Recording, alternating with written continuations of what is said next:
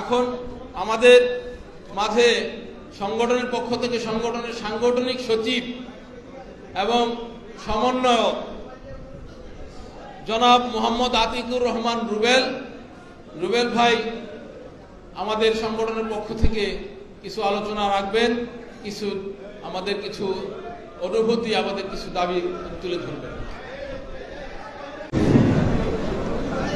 বিসমিল্লাহির রহমানির রহিম।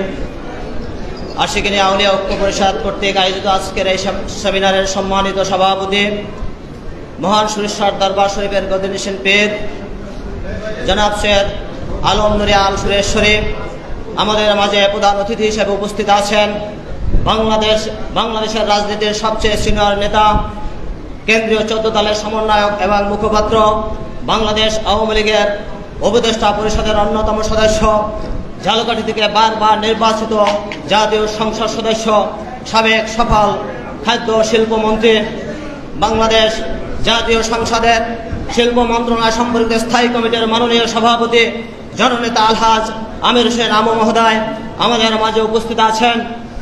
আজকের অনুষ্ঠানের বিশেষ অতিথি হিসাবে প্রাথমিক ও গণশিক্ষা মন্ত্রণালয়ের দায়িত্বে নিয়োজিত মাননীয় প্রতিমন্ত্রী, কুড়িগ্রাম 4 আসনের মাটি ও মানুষের নেতা, শ্রদ্ধাভাজন নেতা জননেতা জনাব জাকির হোসেন এমপি আমাদের মাঝে উপস্থিত আছেন।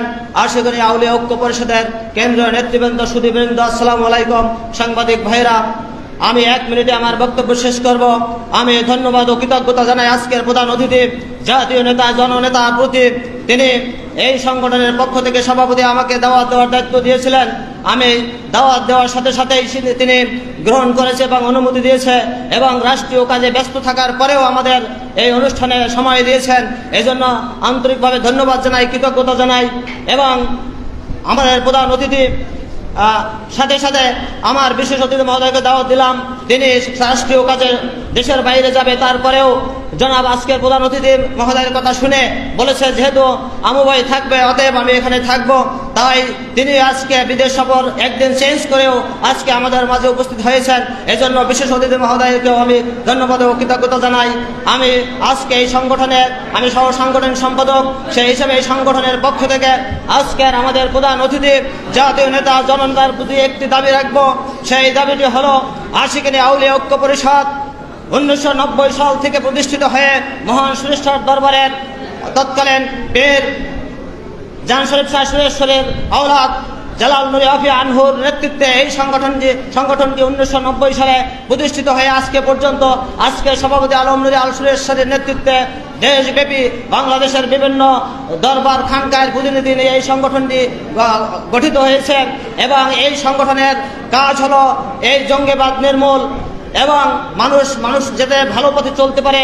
ভালো পথে চলার একটা মাত্র উপায়, সেটা হলো নবীজি, বিশ্ব নবীর পরে নবী আউলিয়াদের পরে আউলিয়া কেরামগণ।